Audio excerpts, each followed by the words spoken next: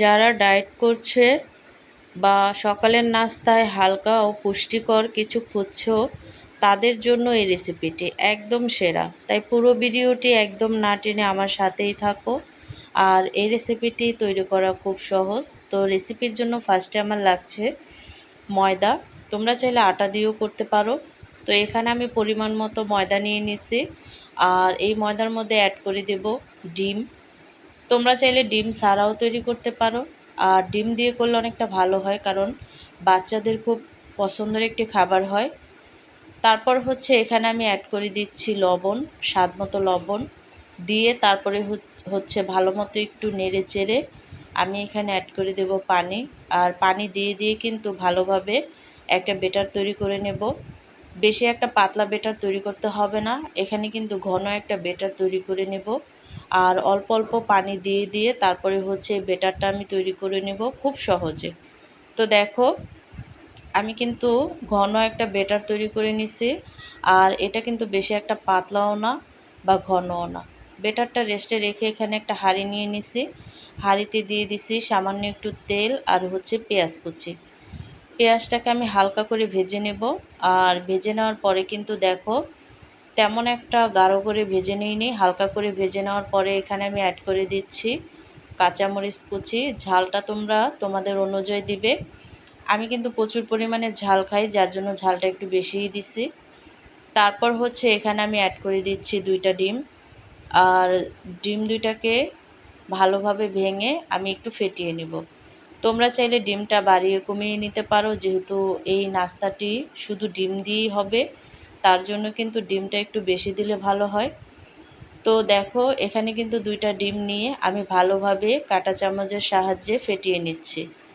আর ফেটিয়ে নেওয়ার পরে কিন্তু এই ডিম দুটোকে আমি সরাসরি পেঁয়াজ ভাজার উপরে একটু একটু করে দিয়ে তারপরে হচ্ছে ডিমগুলোকে একেবারে ঝুরি ভাজা করে ভেজে নেব। তো দেখো আমি কিন্তু অল্প অল্প করে দিয়ে দিয়ে তারপরে হচ্ছে ডিমটাকে ঝুরি করে ভেজে নিচ্ছি। ডিমের পুরটা তৈরি করার সময় কোনো কড়া মশলা দেবে না। সামান্য পেঁয়াজ, কাঁচামরিচ আর ধনিয়া পাতা কুচি দিয়ে একদম হালকা তেলে আলতো করে ঝুরি ঝুরি করে ভেজে নেবে, যেন ডিমের পুষ্টিগুণ ঠিক থাকে। তারপর হচ্ছে এখানে আমি সামান্য একটু সাদা গোলমরিচের গুঁড়ো অ্যাড করে দিছি। আর কোনো মশলা এখানে আমি অ্যাড করব না, কারণ এটা মশলা ছাড়াই হবে। দিয়ে দিছি স্বাদ মতো লবণ দিয়ে তারপরে হচ্ছে ভালোভাবে আমি রেসিপিটা করে নেব। তো হাই গাইস, আসসালামু আলাইকুম, welcome back to my channel. কেমন আছো তোমরা সবাই? আশা করছি ভালো আছো। আল্লাহর রহমতে আমি অনেক ভালো আছি। তো গাইস ভিডিওটি ফার্স্ট থেকে লাস্ট পর্যন্ত দেখতে থাকো, আশা করছি ভালো লাগবে। আর ভালো লাগলে প্লিজ একটি লাইক আর একটি সাবস্ক্রাইব করে পাশে থাকবে। তো ডিমের পুরটা আমার রেডি। আর এখানে আমি ব্যাটারটাকে আগে থেকেই কিন্তু রেস্টে রাখছিলাম। আর এখন আমি এই ব্যাটারটা এক হাতা দিয়ে চাপটির মতো করে গোল করে আমি একটা শিট তৈরি করে নেব। ময়দার ব্যাটারটা খুব বেশি ঘন করবে না, একদম পাতলাও করে গুলবে না। আর ফ্রাই প্যানে বা তাওয়ায় কোনো তেল না দিয়ে শুকনো খোলায় চাপটির মতো করে গোল করে ঘুরিয়ে পাতলা শিট করে নেবে, শিট তৈরি করে নেবে। এতে রোলটি নরম হবে এবং একদম তেল ছাড়া চকমকে হেলদি থাকবে। তো দেখো এখানে কিন্তু আমি সবগুলো শিট তৈরি করে নিয়েছি, আর কতটা পাতলা হয়েছে দেখতেই পাচ্ছ। তারপর হচ্ছে এখানে আমি কিছু ময়দা নিয়ে নিছি, একটা আঠার মতো তৈরি করে নেব। আর রোল তৈরি করার সময় এই আঠাটা আমার কাজে লাগবে। তো এখানে আমি সামান্য একটু পানি দিয়ে তারপরে হচ্ছে এই মিশ্রণটি আমি তৈরি করে নিছি, দেখতেই পাচ্ছ। তারপর হচ্ছে নিয়ে নিছি একটা শিট। আর নাস্তাটি এখন আমি তৈরি করে নেব। একেবারেই সহজ একটি নাস্তা। তো এখানে আমি পরিমাণ মতো পুর নিয়ে নিছি। আর পুরটা নেওয়ার পরে কিন্তু পরিমাণ মতো পুরটা তোমরা নিয়ে নেবে যে যেমন খাও। তো এখানে পুরটা নেওয়ার পরে যে আঠাটা আমি তৈরি করছিলাম সেটা চতুর্দিকে এভাবে করে মেখে দিয়ে দিবে। মানে এই শিটের পুরোটাই এভাবে করে তারপরে হচ্ছে মেখে দিবে, তাহলে কিন্তু এই রোলটা তৈরি করতে খুব সহজ হবে, সহজে খুলবে না। আর কি ভাজার সময় বেশি একটা খুলে যাবে না, একেবারে আটকিয়ে থাকবে। তো দেখো এইভাবে করে তারপরে হচ্ছে এভাবে করে রোলটা তৈরি করে নেবে। আর যেহেতু আমরা আঠাটা ভালোভাবে মেখে নিছি, তার জন্য কিন্তু এই রোলটা বেশি একটা ছুটে যাওয়ার ভয় নেই, সহজেই কিন্তু লেগে যাবে। তো দেখো আমি কিন্তু খুব ভালোভাবে এই রোলটাকে সিল করে করে তারপরে হচ্ছে পেঁচিয়ে নিছি। আর খুব সহজেই কিন্তু পেঁচিয়ে নিছি, দেখতেই পাচ্ছ। একেবারেই কিন্তু সহজভাবে সবগুলো রোল আমি তৈরি করে নিছি। তারপর হচ্ছে একটা প্যানে আমি এই রোলগুলোকে হালকা করে ভেজে নেব। আর প্যানের মধ্যে কিন্তু সামান্য একটু ঘি দিয়ে দিছি। তোমরা চাইলে তেল দিয়েও ভাজতে পারো, আর কি তেল না দিলেও চলবে, শুধু হালকা খোলায় ভেজে নিলেও পারো।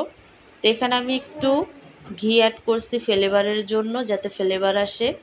আর বেশি একটা কড়া করে এই রোলগুলো ভাজবো না, যেহেতু এই রোলগুলো একেবারেই কিন্তু তেল ছাড়া ভাজতে হয়। তো এই রোলগুলোকে আমি হালকা করেই ভেজে নেব, দেখতেই পাচ্ছ। তো উল্টিয়ে পাল্টিয়ে তারপরে হচ্ছে এই রোলগুলোকে ভেজে নেব। আর খুব সহজেই ভেজে নেওয়া যায়। আর যেহেতু শিটগুলো ভাজা আগে থেকেই, তো এই রোলগুলো কিন্তু এমনিতেও খাওয়া যেত। আর ডিমের পুরটাও যেহেতু রান্না করা, তো তারপরেও কিন্তু আমি হালকাভাবে ভেজে নিছি। তোমরা চাইলে কিন্তু এই রোলগুলোকে এমনিও তৈরি করে খেতে পারো। তো সবগুলো রোল আমার রেডি। তো এখন আমি পরিবেশন করে নেব। তৈরি হয়ে গেল আমাদের ছোট থেকে বড় সবার পছন্দর একটা রোল। এই একটা রোল যদি তোমরা বাচ্চাদেরকে দাও তাহলে কিন্তু বাচ্চারা খুশি হয়ে খেয়ে নেবে। তো এই রোলগুলো যেমন স্বাস্থ্যকর তেমনই কিন্তু খেতে অনেকটা দুর্দান্ত। আমাদের তেল মশলা ছাড়া হেলদি ব্রেকফাস্ট রোলটা দেখতে কতটা সুন্দর আর একেবারে লোভনীয় হয়েছে। রোজ রোজ তেল মশলার খাবার না খেয়ে এই রেসিপিটি তোমরা আজই সকালে বা বিকেলের নাস্তায় এটি ঘরে বানিয়ে পরিবারের সবাইকে উপহার দাও। ভিডিওটি ভালো লাগলে প্লিজ একটি লাইক দেবে, কমেন্ট করবে এবং বন্ধুদের সাথে শেয়ার করতে ভুলবে না। আর প্রতিদিন এমন চকমকে ও সহজ ঘরোয়া রেসিপি পেতে আমার চ্যানেলটিকে সাবস্ক্রাইব করে আমার পাশেই থাকো। তো এভাবে করে তোমরাও কিন্তু ছোট থেকে বড় সবার মন জয় করতে পারো এই নাস্তাগুলো তৈরি করে। একদমই স্বাস্থ্যকর একটি খাবার। তো আজকের রেসিপিটি কেমন লাগছে অবশ্যই কিন্তু কমেন্টে জানাবে। তো অন্য কোনো রেসিপি নিয়ে তোমাদের মাঝে আবার চলে আসবো। আজকে এই পর্যন্তই। সবাই সুস্থ থাকবে, ভালো থাকবে। আল্লাহ হাফেজ।